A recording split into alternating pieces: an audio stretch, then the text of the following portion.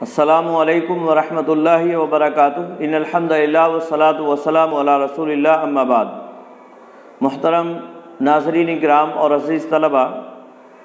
کتاب مشکات المصابیح کے درس میں آپ کا خیر مقدم ہے۔ باب اللعان چل رہا ہے۔ آج ہم اس باب کی تیسری فصل شروع کریں گے۔ چنانچہ مؤلف بیان فرماتے ہیں، پہلی حدیث ہے عن عمرو بن شعیب عن ابیہ عن جدہ قال قام رجل فقال یا رسول اللہ ان فلانا ابنی آہرت بامہ فی الجاہلیۃ فقال رسول اللہ صلی اللہ علیہ وسلم لا دعوۃ فی الاسلام ذهب امر الجاہلیۃ الولد للفراش وللآہر الحجر، رواہ ابو داؤد۔ حضرت عمرو بن شعیب عن ابیہ عن جدہ کے طریق سے یہ روایت مروی ہے۔ قالا کہتے ہیں، قام رجل ایک آدمی کھڑا ہوا، فقال یا رسول اللہ، اور اس نے کہا اے اللہ کے رسول صلی اللہ علیہ وسلم، ان فلانا ابنی،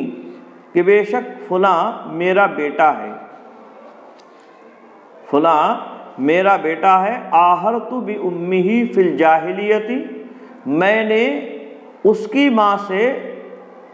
زنا کیا تھا، آہرت میں نے زنا کیا تھا، بامہ اس کی ماں سے، فی الجاہلیۃ جاہلیت میں، یعنی زمانہ اسلام کے آنے سے پہلے میں نے اس کی ماں سے زنا کیا تھا اور اسی سے یہ بچہ پیدا ہوا ہے، لہذا یہ میرا بچہ ہے، میرا بیٹا ہے، میری اولاد ہے، اور ان کے کہنے کا مقصد یہ تھا کہ مجھے ملنا چاہیے یہ بچہ، چونکہ میرا بیٹا ہے، میرے نطفے سے پیدا ہوا ہے، لہذا مجھے یہ ملنا چاہیے۔ فقال رسول اللہ صلی اللہ علیہ وسلم،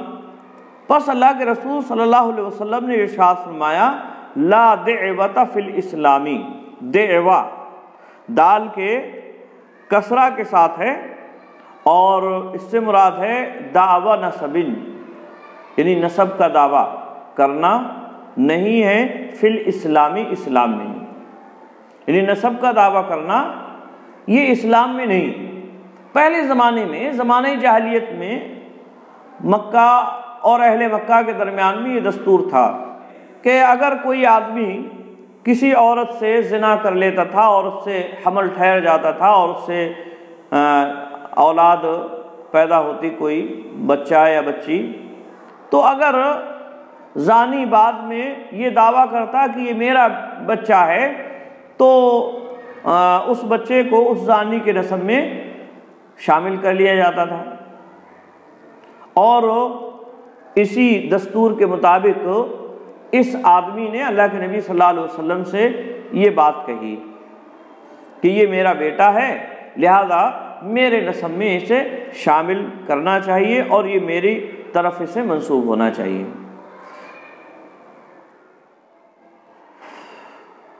تو رسول اللہ صلی اللہ علیہ وسلم نے فرمایا کہ اسلام میں نسب کا دعویٰ نہیں ہے، ذہب امر الجاہلیتی، جاہلیت کے معاملات ختم ہو گئے، ذہب ختم ہو گئے، امر الجاہلیہ جاہلیت کے معاملات، یعنی جو زمانے جاہلیت میں چلتا تھا وہ اب ختم ہو گئے، اور اس بنیاد پر کسی کو کوئی بچہ جو ہے نہیں دیا جائے گا، کسی کے نسب میں کوئی ولد الزنا جو ہے وہ شامل نہیں کیا جائے گا۔ اب جاہلیت کی باتیں جو ہے وہ ختم ہو چکی ہیں، لہذا اب جو بات ہوگی وہ اسلام کے دائرے میں ہوگی، اسلام کے طریقے پر ہوگی۔ اور اسلام کا طریقہ کیا ہے؟ کہتے ہیں الولد للفراشی،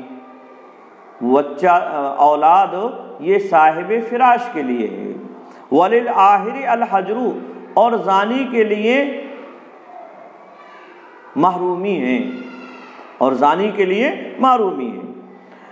یہ ٹکڑا جو ہے اس کی وضاحت اس سے پہلے درس میں بیان کی جا چکی ہے، الولد للفراش وللآہر الحجر، یعنی اس کا معنی کیا ہے، مفہوم کیا ہے اور اس سے کیا مراد ہے، اس کی وضاحت اس سے پہلے درس میں بیان کی جا چکی ہے۔ مطلب یہ ہے کہ یعنی اسلام میں بچہ اس کی طرف منسوب کیا جائے گا جس کی ملکیت میں لونڈی ہے یا جس کی زوجیت میں عورت ہے تو اسی کی طرف بچہ منسوب کیا جائے گا، اور زنا سے اگر کوئی پیدا ہوا ہے تو وہ زانی کے لیے نہیں دیا جائے گا۔ آئی بات میں؟ زنا سے جو بچہ پیدا ہوا ہے وہ زانی کو نہیں دیا جائے گا۔ یہ حدیث اس بات کی دلیل ہے، جیسا کہ اس سے پہلے بھی اس مسئلے کی وضاحت بیان کی جا چکی ہے۔ تو یہ حدیث اس بات کی دلیل ہے کہ اسلام میں نسب کا دعویٰ کرنا یہ درست نہیں ہے، اور اسلامی اعتبار سے بچہ لونڈی کے بطن سے اگر پیٹ سے پیدا ہو رہا ہے تو وہ مالک کا شمار ہوگا، اور مالک ہی کا مانا جائے گا جس کی ملکیت میں وہ لونڈی ہے، اور زانی کے لیے محرومی ہے، اسے اس بچے سے کسی بھی طرح کا کوئی فائدہ نہیں ہوگا۔ بچے کی نسبت جو ہے یا نسب جو ہے اس زانی کے نسب میں شامل نہیں کیا جائے گا۔ کہتے ہیں رواہ ابو داؤد، اس کو امام ابو داؤد نے روایت کیا ہے۔ وعنہ ان نبی صلی اللہ علیہ وسلم قال اربع من النساء لا ملاعنۃ بینہن النصرانیۃ تحت المسلم والیہودیۃ تحت المسلم والحرۃ تحت المملوک والمملوکۃ تحت الحر، رواہ ابن ماجہ۔ حضرت عمرو بن شعیب عن ابیہ عن جدہ کی طریق سے یہ روایت بھی مروی ہے۔ وہ کہتے ہیں ان نبی صلی اللہ علیہ وسلم قال، کہ بے شک نبی اکرم صلی اللہ علیہ وسلم نے ارشاد فرمایا، اربعون من النساء، عورتوں میں سے 4 عورتیں، اربعون اے اربع نساء لا ملاعنۃ بینہن، ان کے درمیان میں لعان نہیں ہے، یعنی 4 قسم کی عورتیں ایسی ہیں جن کے درمیان میں لعان نہیں کیا جائے گا، جن سے شوہر لعان نہیں کر سکتا ہے۔ اس سے پہلے لعان کے بارے میں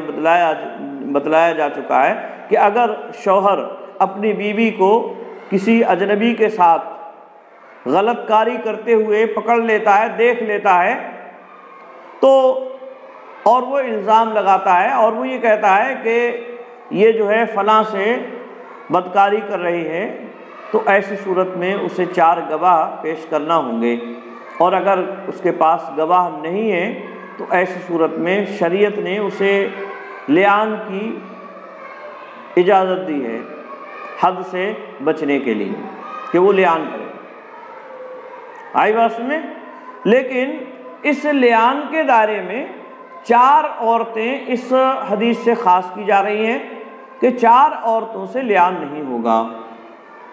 اور وہ 4 عورتیں کون ہیں؟ النصرانیۃ تحت المسلم، عیسائی عورت، نصرانیہ یعنی عیسائی عورت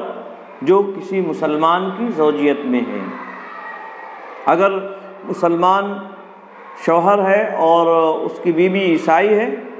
اور وہ غلط کاری کرتے ہوئے دیکھ لے رہا ہے تو ایسی صورت میں لعان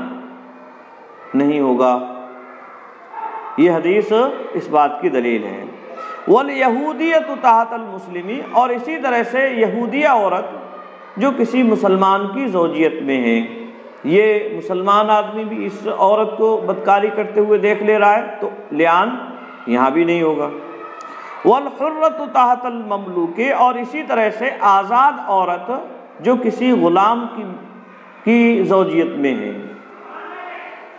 آزاد عورت ہے، غلام شوہر ہے، اب یہ آزاد عورت کسی سے بدکاری کر لے رہی ہے تو لعان کی اجازت یہاں بھی نہیں ہے۔ والمملوکۃ تحت الحر، اور اسی طرح سے لونڈی غلام عورت جو کسی آزاد کی زوجیت میں ہے تو اس کے درمیان میں بھی لعان نہیں ہے۔ تو یہ 4 عورتیں اس حدیث میں بتلائی گئیں جن کے درمیان میں جن سے لعان نہیں کیا جا سکتا ہے،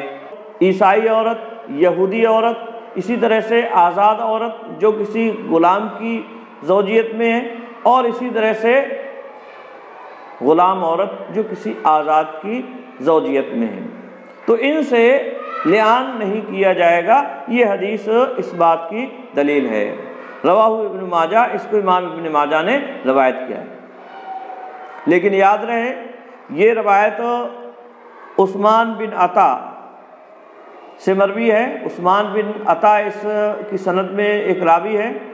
اور عثمان ابن عطا یہ ایسا راوی ہے جس کے ضعف پر تمام محدثین کا اتفاق ہے، یعنی یہ راوی جو ہے یہ ضعیف ہے، اور تمام محدثین اس کے ضعف پر متفق ہیں کہ یہ آدمی ضعیف ہے۔ اسی طرح سے عثمان ابن عطا جو ہے یہ راوی بھی ضعیف ہے، اس کے اندر بھی کلام کیا گیا ہے۔ اور عثمان کی مطابعت یزید ابن رفع، یہ عطا سے کرتا ہے یزید ابن رفع، اور یزید ابن رفع یہ بھی ضعیف راوی ہے۔ آئی بات میں؟ تو یہ روایت کل ملا کر ضعیف ہے،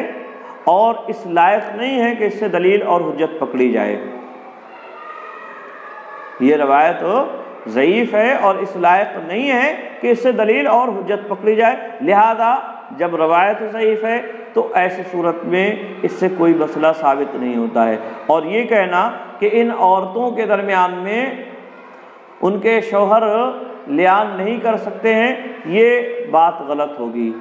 کیونکہ لعان جو ہے اس کے لیے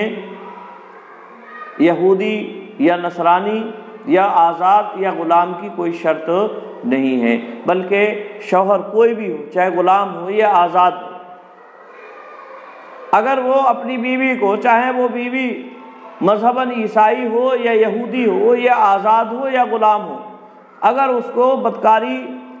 کرتے ہوئے دیکھتا ہے تو ایسی صورت میں لعان اس سے کر سکتا ہے، جیسا کہ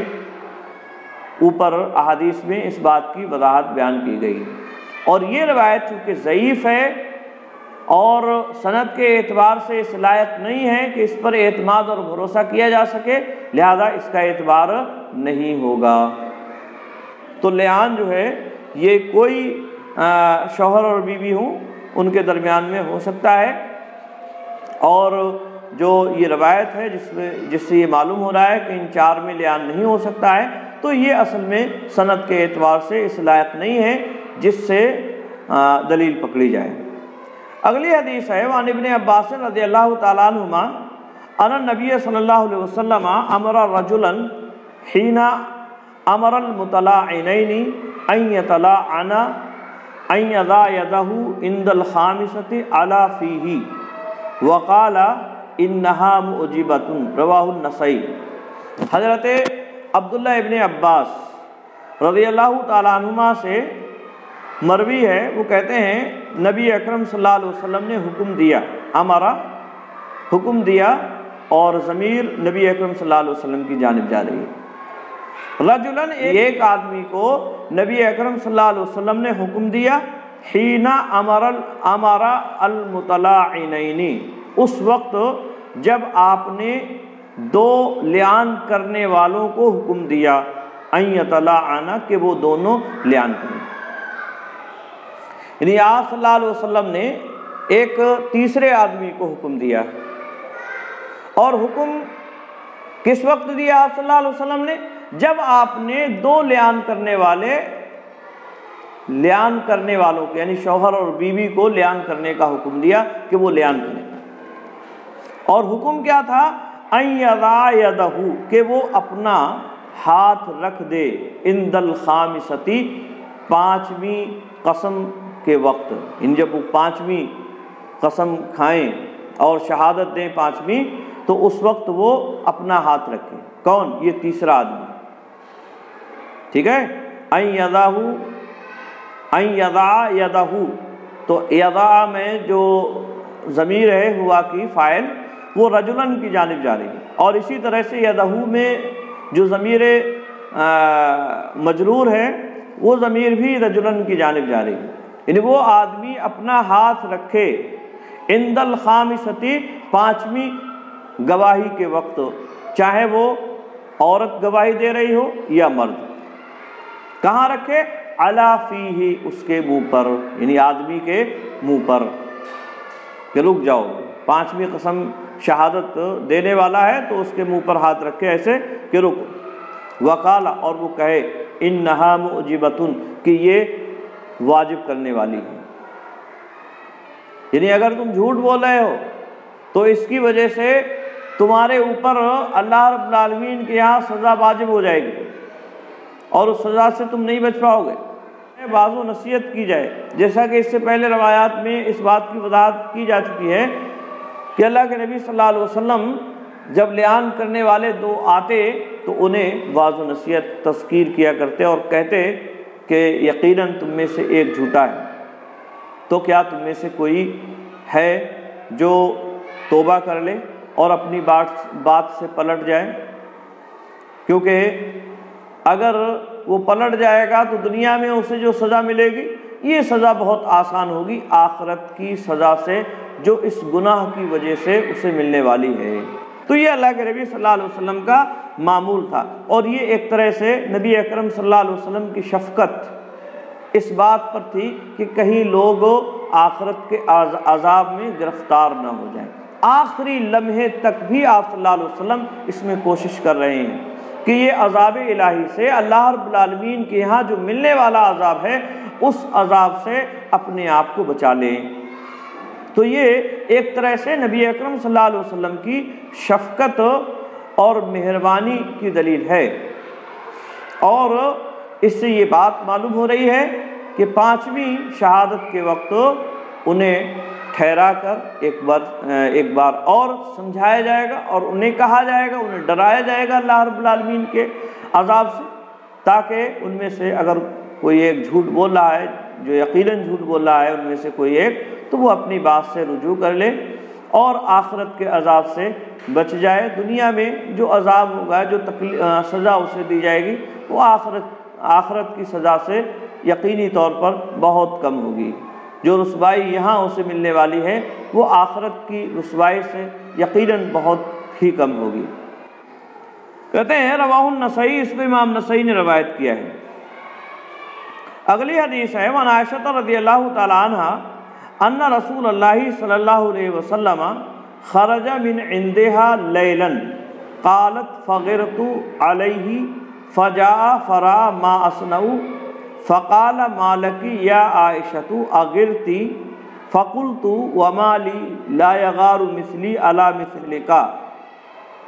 فقال رسول اللہ صلی اللہ علیہ وسلم لقد جاءک شیطانک قالت یا رسول اللہ امعی شیطان قال نعم قلت ومعک یا رسول اللہ قال نعم ولكن اعاننی اللہ علیہ حتی اسلم، رواہ مسلم۔ حضرت عائشہ رضی اللہ تعالیٰ عنہ سے مروی ہے، وہ بیان فرماتی ہیں خرج من عندہا ان رسول اللہ صلی اللہ علیہ وسلم خرج من عندہا لیلاً، کہ بے شک نبی اکرم صلی اللہ علیہ وسلم نکلے من عندہا ان کے پاس سے، لیلاً ایک رات، یعنی باریاں آپ صلی اللہ علیہ وسلم متعین کیا کرتے تھے ازواج مطہرات کے درمیان میں، ایک ایک دن کی باریاں تھیں ہر ایک کے یہاں، تو حضرت عائشہ رضی اللہ تعالیٰ عنہ کے یہاں باری تھی۔ آپ صلی اللہ علیہ وسلم رات میں نکل کر کسی ضرورت سے قضاء حاجت بھی ہو سکتا ہے، یا اسی طرح سے آپ صلی اللہ علیہ وسلم کا جو معمول تھا قبرستان کی زیارت کرنے کے لیے آپ صلی اللہ علیہ وسلم جایا کرتے تھے، تو وہ معاملہ بھی ہو سکتا ہے۔ تو آپ صلی اللہ علیہ وسلم حضرت عائشہ رضی اللہ تعالیٰ عنہ کے پاس سے نکل گئے۔ قالت فغرت علیہ، حضرت عائشہ رضی اللہ تعالیٰ عنہ فرماتی ہیں فغرت علیہ، پس مجھے آپ پر غیرت آ گئی، پس آپ پر مجھے غیرت آ گئی۔ غیرت آ گئی یعنی بتائیے میری باری ہے اور یہ کہیں دوسری بیوی کے ہاں نہیں چلے گئے ہوں کہ ایسا ہے، وسوسے حضرت عائشہ رضی اللہ تعالیٰ عنہ کے ذہن میں آئے۔ فجاء، پس آپ صلی اللہ علیہ وسلم واپس آئے، یعنی جس ضرورت کے تحت آپ گئے تھے اس کو پورا کر کے آپ صلی اللہ علیہ وسلم آئے۔ فرا، تو آپ صلی اللہ علیہ وسلم نے دیکھا ما اصنعو، جو میں کر رہی تھی، یعنی جو میری حالت تھی آپ صلی اللہ علیہ وسلم نے دیکھ لی۔ غیرت کی وجہ سے میرے اعضاء جو ہے وہ ٹھکانے نہیں تھے، اور ایک طرح سے بے چینی جو پائی جا رہی تھی آپ صلی اللہ علیہ وسلم نے اس کو محسوس کر لیا۔ فقال ما لکی یا عائشہ، تو آپ صلی اللہ علیہ وسلم نے فرمایا اے عائشہ تمہیں کیا ہو گیا ہے؟ اغرتی، کیا تم غیرت کر رہی ہو؟ یعنی تمہیں اس بات کا وسوسہ پیدا ہو رہا ہے کہ میں تمہاری باری میں کسی اور کے یہاں چلا گیا، کسی کے یہاں، کسی دوسری بیوی کے یہاں میں چلا گیا ہوں تمہاری باری میں، کیا تم یہ محسوس کر رہی ہو، غیرت تمہیں آ رہی ہے اس بات پر کہ مجھے چھوڑ کر کہیں اور چلے گئے آپ صلی اللہ علیہ وسلم؟ فقلت، حضرت عائشہ فرماتی ہیں، حضرت عائشہ رضی اللہ تعالیٰ عنہ فرماتی ہیں فقلت، میں نے کہا وما لی لا یغار مثلی علی مثلک، اور مجھے کیا ہو گیا ہے کہ میں غیرت نہیں کروں گی، میری جیسی غیرت نہیں کرے گی آپ کے جیسے پر، یعنی مجھے کیا ہو گیا ہے، وما لی، اور مجھے کیا ہوا، لا یغار مثلی، کہ میری جیسی غیرت نہیں کرے گی علی مثلک، آپ کے جیسے پر۔ آپ کیا ایسا نہیں ہونا چاہیے کہ میری جیسی بیوی آپ جیسے شوہر پر، جو سید ولد آدم ہے، افضل البشر ہے، اس پر غیرت نہ کریں؟ فقال رسول اللہ صلی اللہ علیہ وسلم، اللہ کے رسول صلی اللہ علیہ وسلم نے فرمایا لقد جاءک شیطانک، تمہارا شیطان تمہارے پاس آ گیا ہے، یعنی یہ جو تمہارے دل میں وسوسہ پیدا ہو رہا ہے یہ تمہارے شیطان کی وجہ سے، تمہارے قرین کی وجہ سے ہے۔ اللہ رب العالمین نے ہر انسان کے ساتھ ایک اچھا ایک برا ساتھی متعین فرما دیا ہے۔ اچھا ساتھی اسے بھلائی کے کرنے کا حکم دیتا ہے، اور جو برا ساتھی ہے وہ اسے برائی کی طرف راغب کرنے کی کوشش کرتا ہے اور اسے برائی میں ڈھکیلنے کی کوشش کرتا ہے۔ تو آپ صلی اللہ علیہ وسلم نے فرمایا کہ تمہارے پاس تمہارا شیطان آیا ہے جو تمہیں وسوسوں میں مبتلا کر رہا ہے، وسوسے ڈال رہا ہے تمہارے ذہن و دماغ میں کہ آپ صلی اللہ علیہ وسلم کہیں اور چلے گئے تمہیں چھوڑ کر، تم سے رغبت کم ہے، یا یہ ہے کہ وہ ہے، بہت سارے وسوسے انسانی ذہن میں شیطان ڈالتا رہتا ہے۔ قالت، حضرت عائشہ رضی اللہ تعالیٰ عنہ نے کہا یا رسول اللہ، اے اللہ کے رسول صلی اللہ علیہ وسلم، امعی شیطان، کیا میرے ساتھ شیطان ہے؟ یعنی حیرت و استعجاب سے حضرت عائشہ رضی اللہ تعالیٰ عنہ نے کہا کیا میرے ساتھ شیطان ہے؟ قال نعم، تو آپ صلی اللہ علیہ وسلم نے فرمایا کہ ہاں تمہارے ساتھ شیطان ہے۔ قلت، میں نے کہا ومعک یا رسول اللہ، اور آپ کے ساتھ اے اللہ کے رسول صلی اللہ علیہ وسلم، کیا آپ کے ساتھ بھی ایسا ہے؟ آپ کے ساتھ بھی اللہ رب العالمین نے اس طرح کا ساتھی متعین اور مقرر فرمایا ہے جو آپ کو وسوسوں میں یا برائی کی طرف راغب کرنے کی کوشش کرتا ہو؟ قال نعم، تو آپ صلی اللہ علیہ وسلم نے فرمایا ہاں، یعنی میرے ساتھ بھی ایسا ہے۔ ولیکن اعاننی اللہ علیہ، لیکن اللہ رب العالمین نے میری اس پر مدد کی ہے، اللہ رب العالمین نے میری مدد کی، اعاننی میری مدد کی ہے اللہ رب العالمین نے، علیہ یعنی اس پر، حتی اسلم، یہاں تک کہ وہ فرما بردار ہو گیا ہے۔ اسلم ماضی کا صیغہ، یہاں تک کہ وہ فرما بردار ہو گیا ہے، یعنی اللہ رب العالمین کا خاص فضل اور اس کی رحمت ہے میرے اوپر کہ میرے ساتھ تو ہے لیکن وہ مجھے جو ہے برائی کا حکم نہیں دیتا ہے، وہ میرا فرما بردار ہو گیا ہے، اب میں اس کو جو حکم دیتا ہوں وہ کرتا ہے، وہ یعنی وہ اس جس کام کے لیے اللہ رب العالمین نے اسے متعین کیا ہے وہ اپنا کام چھوڑ کر اب میرا فرما بردار ہو گیا ہے۔ یہ ایک طرح سے نبی اکرم صلی اللہ علیہ وسلم کا معجزہ کہ آپ کی صحبت میں رہنے والا شیطان بھی آپ کا فرما بردار ہو گیا۔ یا اسی طرح سے اسے حتیٰ اسلم، یعنی مضارع کا صیغہ ایسے مانا جائے، سلمہ یسلم سے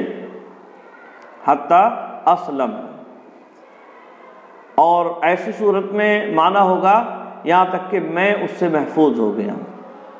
یعنی میرے ساتھ بھی شیطان ہے لیکن اللہ رب العالمین نے میری مدد فرمائی اس پر اور میں اس سے محفوظ ہو گیا،